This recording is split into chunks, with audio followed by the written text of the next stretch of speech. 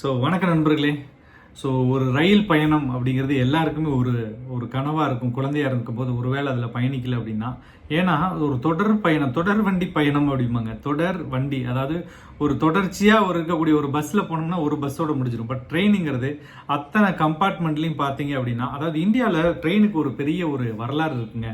அதாவது இந்தியாவில் வந்து சில ஒரு வருடங்களுக்கு முன்பு சொல்ல ஒரு பெரிய ஒரு இது எல்லாத்தையும் ஈவனாக போய் ஒரு இடத்துல உட்கார வச்ச இடம் அப்படின்னு பார்த்தீங்கன்னா ட்ரெயின்.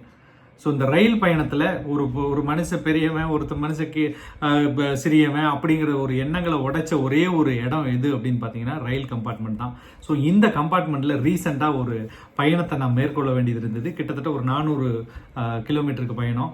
ஆனால் அன்றைக்கு இரவு என்ன ஆச்சு அப்படின்னா, நான் வச்சிருந்த அலாரம் எனக்கு கரெக்டான நேரத்தில் ஒர்க் பண்ணலை. பட் அலாரம் ஒர்க் பண்ணல. ஆனால் என்னுடைய சப்கான்சியஸ் மைண்டில் நான் இந்த பயணம் மேற்கொள்ளணும், நான் எந்திரிக்கணும் அப்படிங்கிற ஒரு விஷயத்தை பண்ணி நான் அன்னைக்கு அதிகாலை எந்திரிச்சு இங்கே ஒரு கோயம்புத்தூர்லேருந்து ஒரு வெளியூர் பயணத்தை மேற்கொண்டேன்.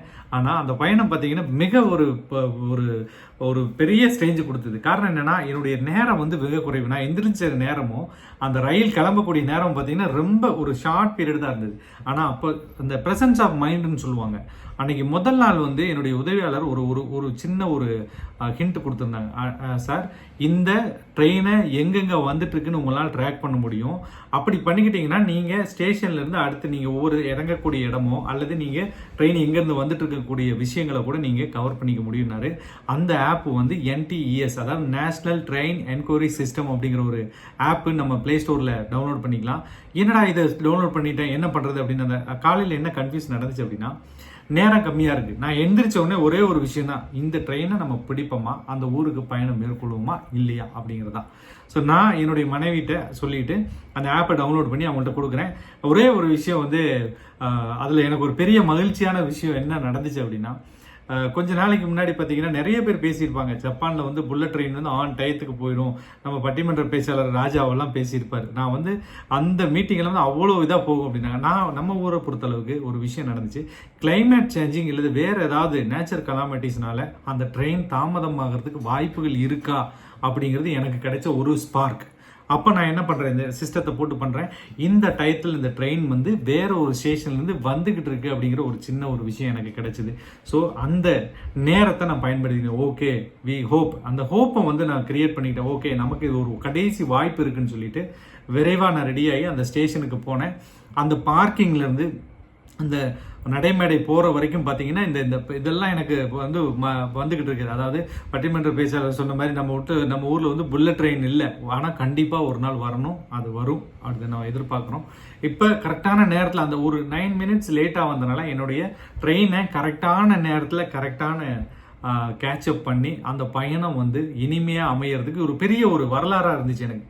அப்போ தான் வந்து இத்தனை விஷயங்கள், அதாவது நம்ம ப்ரெசன்ஸ் ஆஃப் மைண்ட் எப்படி ஒர்க் பண்ணுது, சில விஷயங்கள் நம்ம எப்படி டெக்னாலஜிக்கு அடாப்ட் பண்ணிக்கிறோம் அப்படிங்கிற ஒரு நம்பிக்கை இருந்தால், ஒருவேளை நான் இந்த ஆப் முதல் நாள் கேட்கல அப்படின்னா நான் எழுந்த உடனே என்ன செஞ்சிருப்பேன் அப்படின்னா, வேண்டாம் இந்த பயணத்தை நம்ம கேன்சல் பண்ணிக்கலாம், அந்த ப்ரோக்ராம் நமக்கு போக முடியல அப்படின்னு நினச்சிருப்பேன். ஆனால் எனக்கு கிடைச்சக்கூடிய ஒரே நம்பிக்கை என்னென்னா, டெக்னாலஜி யாரெல்லாம் சொல்லி கொடுக்குறாங்களோ அவங்கள்ட்ட கேட்டுக்கோங்க.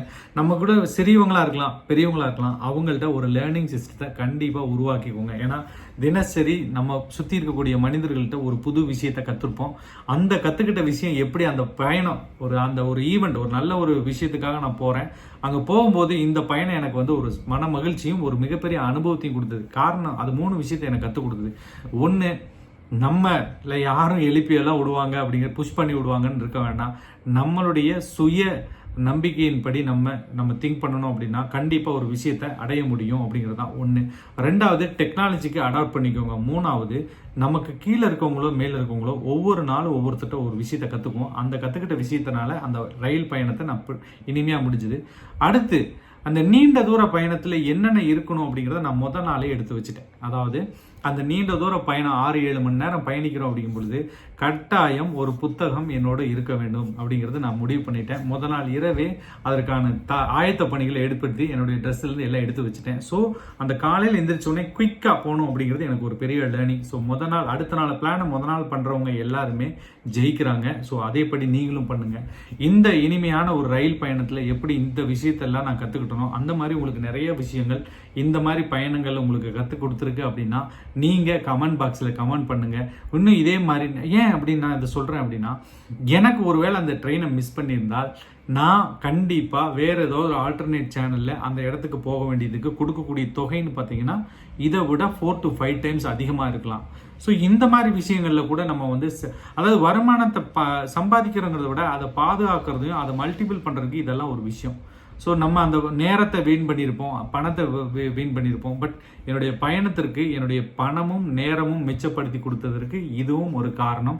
இதே மாதிரி உங்களுக்கு நிறைய அனுபவங்கள் இருக்கும். அந்த மாதிரி அனுபவங்கள் இருந்தால் கீழே கமெண்ட் பாக்ஸில் பண்ணுங்கள்.